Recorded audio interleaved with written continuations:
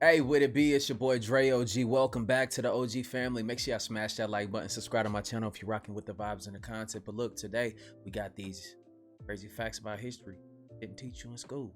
Look, man, we're gonna hop into this video. This video is for everybody. This is for enlightenment purposes. And you know what I'm saying? Look, we here to have a good time, spreading positive vibes all around the world, and we can continue to grow. Shout out to my subscribers, got their notifications on. I really do appreciate y'all. Let's get this video right here to like 10,000 likes. Let's hop straight into it. Just know we're going through this thing called life together. Let's get it. Why is African American culture a joke to y'all? I included this picture in my video cultural head coverings, and the top comments were all making fun of it. All over my comments, people were saying stuff like, that's not cultural, African Americans don't have culture, or that's just so. That's the funniest shit ever. It actually has deep cultural roots. It was originally worn during slavery and rebranded during the Harlem Renaissance to be a symbol of cultural pride. Throughout the 1900s, the drag served both a practical and a cultural role, both as a tool for natural hair and a symbol of African American pride and resistance to Eurocentric standards. It was then popularized to what we know today by the African American hip hop culture, which has been highly influential worldwide. So why is it that this sacred symbol of cultural pride is being seen as a joke now? A big one is cultural appropriation. While black people to this day still get oppressed for wearing their culture, non-black people appropriate it without understanding the cultural meaning, and then turn it into a joke. I've seen this so frequently with AAV, music, dances, clothing, etc. Also, lack of education or respect for African American culture, which is why you should listen and boost AA voices. Welcome back to another episode of African History Before. I mean, I think, man, when people want to educate themselves, we have to stop saying like, "Oh, you're black and you're white," because you're not white and I'm not black. Like, how do we get into this whole like calling each other what we're not? I'm clearly not black, but I'm brown. Why don't they just put brown people or some shit, or copper colored people? Or some, why we gotta do that? Put in the comments down below why y'all think that is. Colonialism. Let's get started. I'm not here to There was answer a tweet everything. that reminded me about this history fact that I'm about to tell y'all. The tweet was basically saying that the queen is not remnants of some old colonialism and that she was an active part of it throughout her life and that her family still is an active part of it. And we all know that, or should know that. Now, y'all know I always say origins matter and, looking back matters. So let's take it on back to 1924, 1925, 2 years, 1 to 2 years before the queen was born. Now, the event that was held in the Grand Wembley Park, yes, that Wembley Park, the Wembley Stadium, was something called the British Empire Exhibition.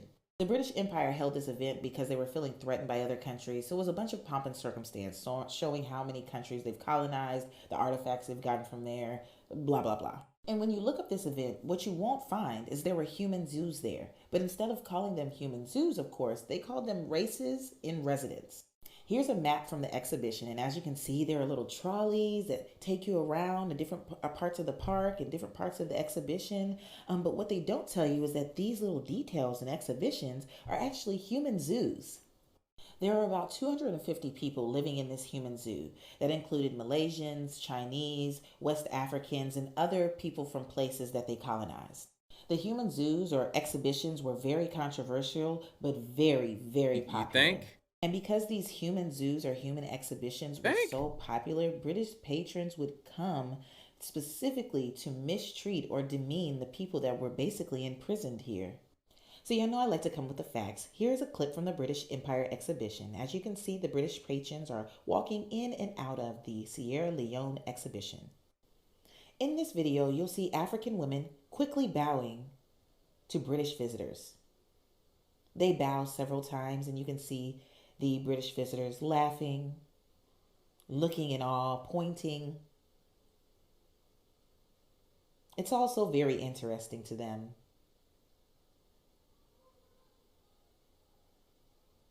In this next clip, you'll see shirtless African men, if you look a little bit closely, holding those umbrellas. Of course, I find it not surprising that when you Google search human zoos in Europe, the first thing that comes up is Germany, France, but nah, the British Empire was all up in there too. Here are a few photos from the British Empire exhibition as well. As you can see on the caption, these are not regular people that they had in these human zoos. One of the photos was the son of a Ashanti king.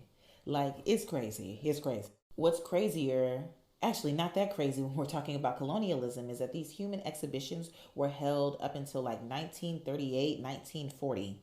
Queen Elizabeth would have been like 12, 13, 14-ish at that time. And I wonder if she visited these human exhibitions. Of course she And this is did. why it's Of important to talk course. about colonialism, the truth about colonialism, She's eating and the him. truth about He's a these royal lizard. families. Because colonialism history is unfortunately world history. We don't know democracy. And look, it's a part of this video right here. The clip I can't show on here, but I tried my best to make that work. But they don't want to show the actual video of the human zoos. But my thing is about the human zoos. I have a lot of questions. Not to say that I'm right about everything or anything. I'm just a different type of thinker, and I think of real questions. So my question is, if these people were here with us through all of these thousands of years of us being together, right? Right, right. Why would they feel the need to have a human zoo for something that they're already familiar with?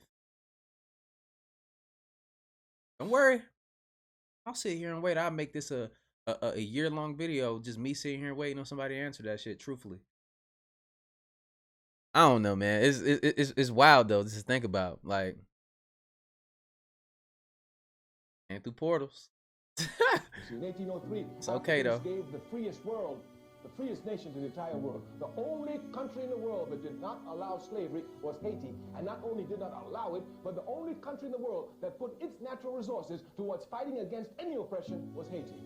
Simon Bolivar, who liberated South America, anyone who knows the history knows it was Haiti that gave him the money, outfitted him with ships to start the struggle.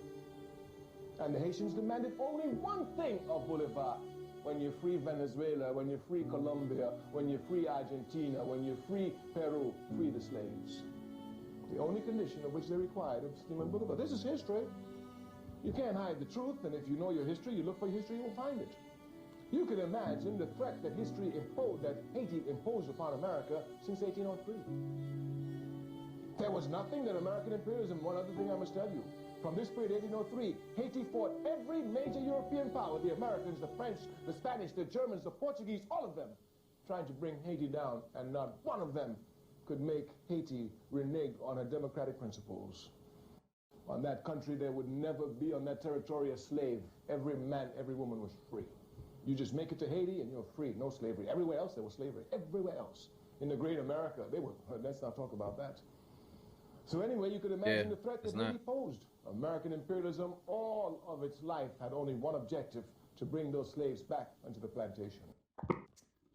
Family, I know where I get my stuff. Twitter. As long as Twitter is around, and as long as I'm still on the app, I'm going to bring stuff from there to here, okay? Now, let's really get into the nitty gritty. Me, I am a Guinean American. First gen, born in New York City. Both parents are from Guinea. My dad was born before Guinea gained its independence in 1958, okay? My dad was born in 1952, right? American paper, that's not the same. But that's not the story. This is what I need folks to really look at.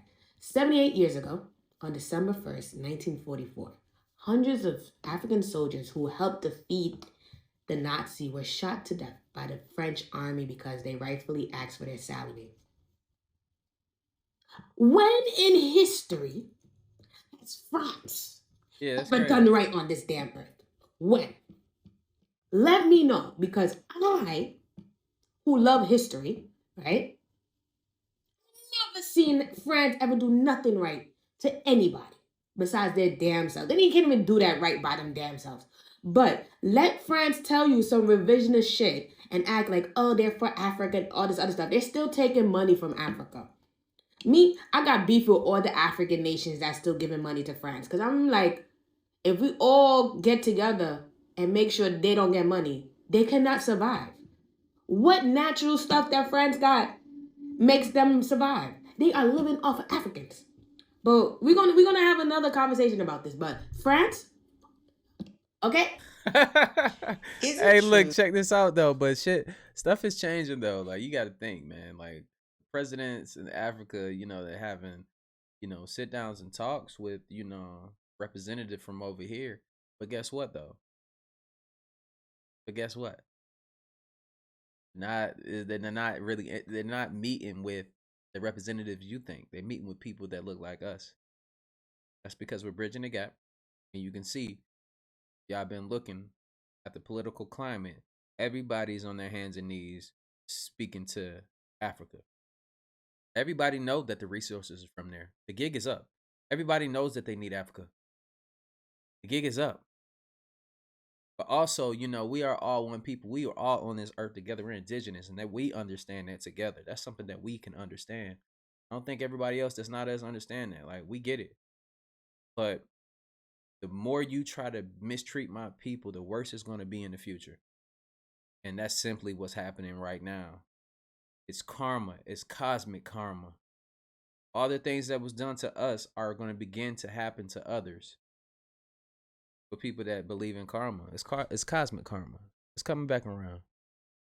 And it's crazy. That's why, continue to be, no matter what shade of color you are, white, black, Asian, purple, whatever you want to be. Just make sure that you're doing the best that you can to receive your positive karma. Whatever. That white women couldn't produce breast milk during the time of slavery, so they forced African American enslaved women to feed their children for them. This is false.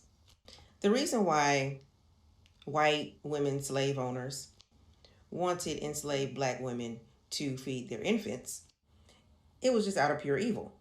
It's an evil that comes out of wanting another way to explain it. Complete power and control of everything, while at the same time harming another individual, particularly African American babies and African American families and African American women. For instance, it's documented that white women slave owners would call on the sexual assault of an African American enslaved woman from either their own white husbands or another black enslaved. The reason why she would orchestrate these sexual assaults is so that the enslaved woman would end up giving birth at the exact same time she would, or around the same time.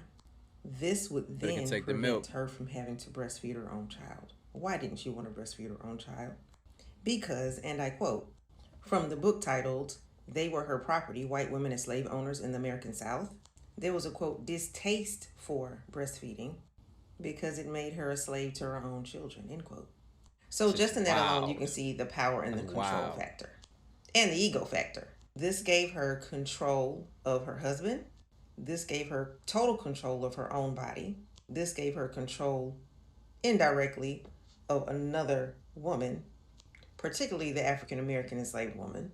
And all of this is extremely powerful without her having to do much of anything directly, such as kill African American babies. Let me explain.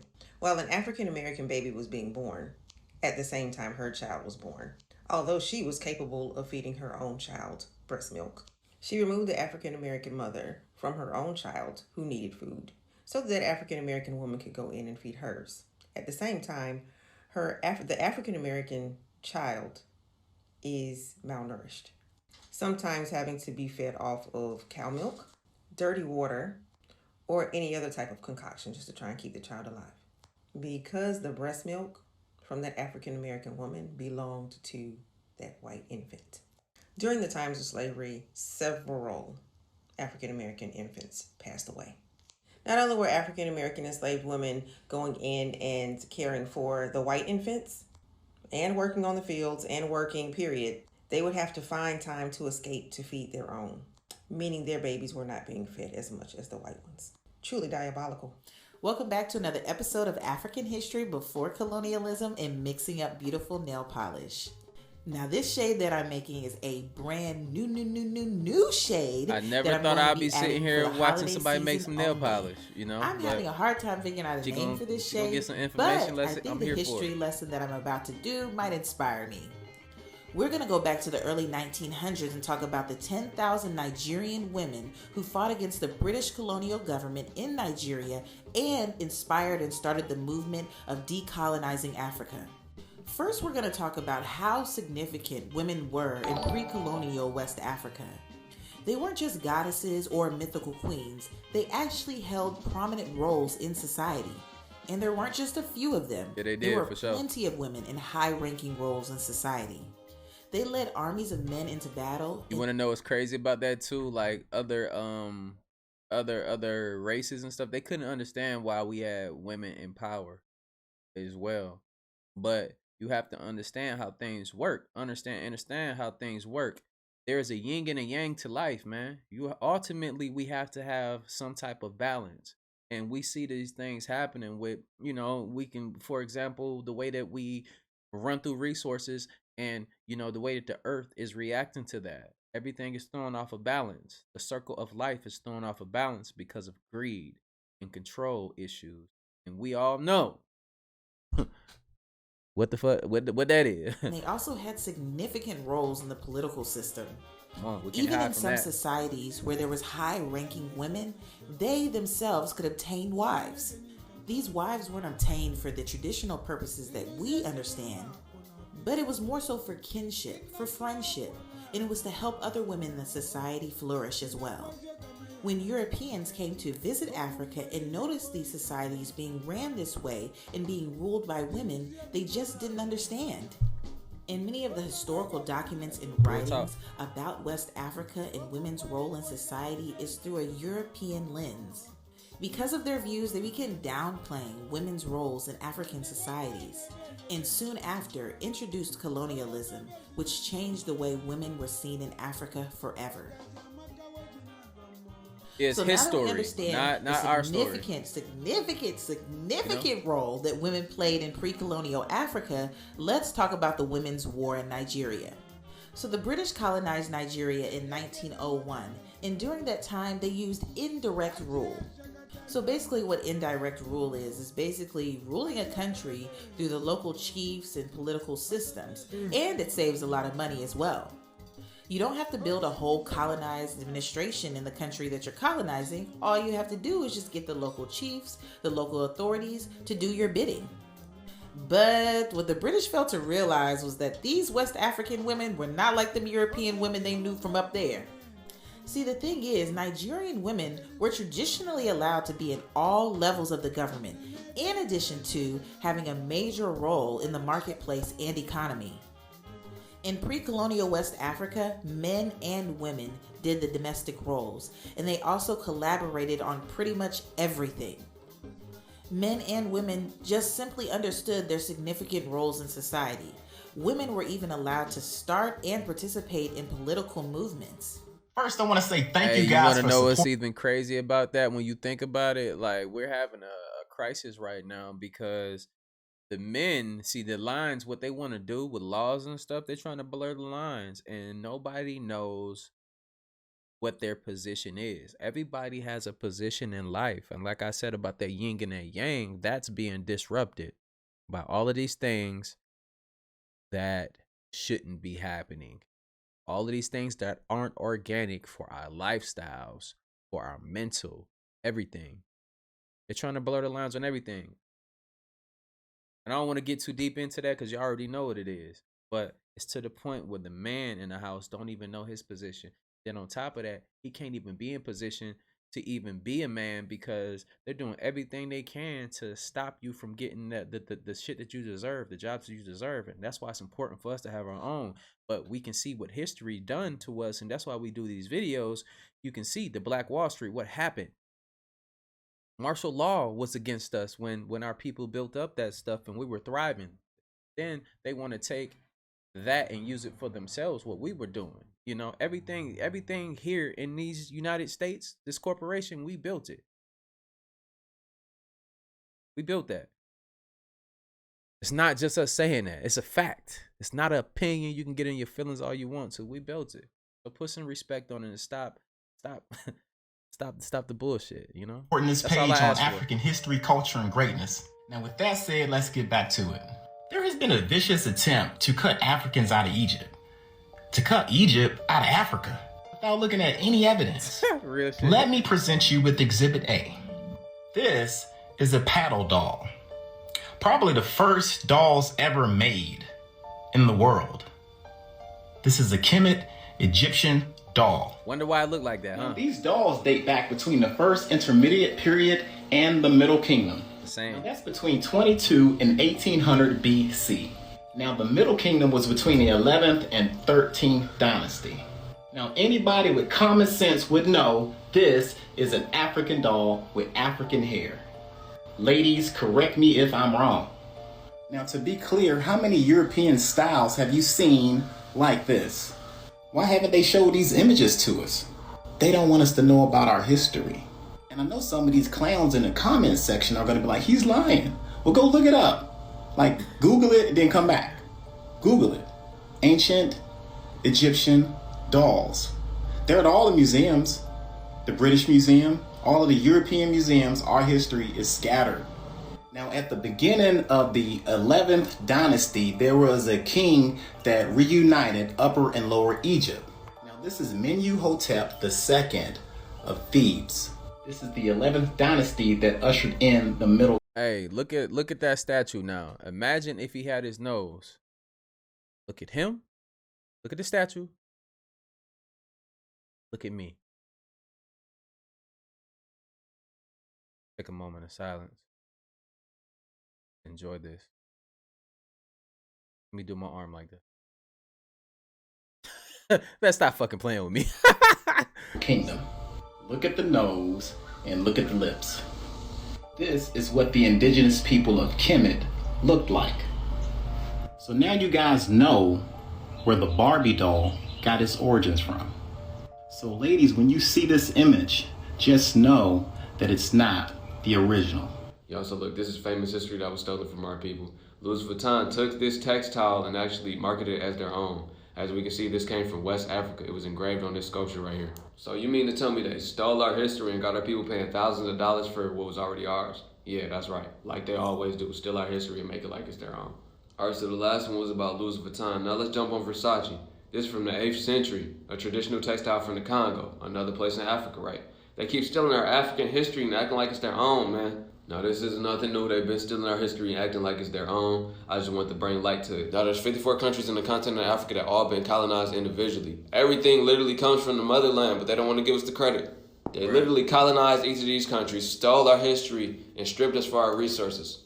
This is just a quick video to shed light on our history. Share this, get this out to the world. They literally stealing our history and making thousands of dollars off it, and we don't get nothing. I got this comment Said on my thousands? They making hundreds of millions, billions, trillions off of this stuff. Do you get that? That's crazy. And guess who's the biggest consumers of these products?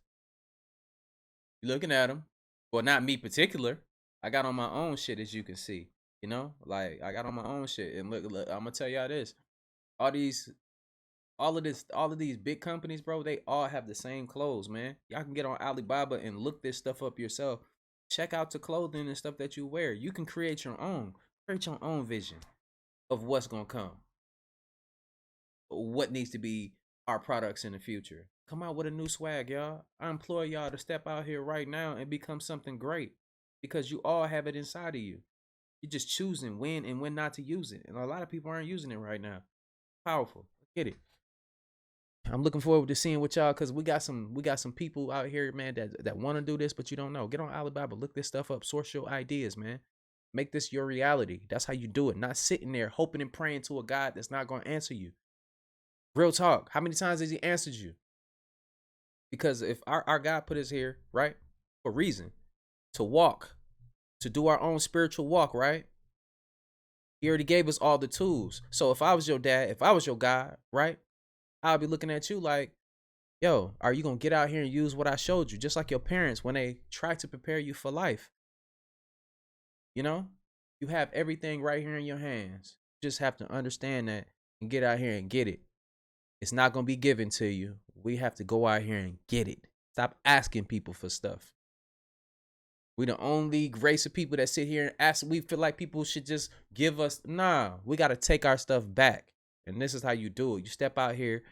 I want to say some other stuff. Let it hang. And you know what I'm saying? Get out here and get it. Real talk. last video stating that President Dwight Eisenhower's mom was black. I was like, no, couldn't be.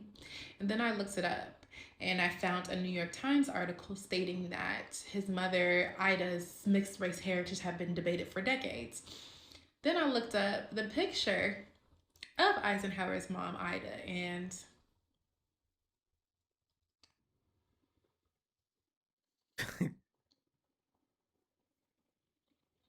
now, I mean, yeah, right? I'm like, okay. Then I look up pictures of young Dwight Eisenhower just to try to, confirm, see, maybe it was a picture, maybe it was an anomaly. Maybe he was a mulatto or something.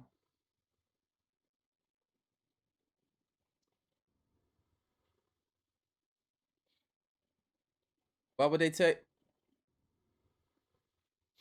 Sir,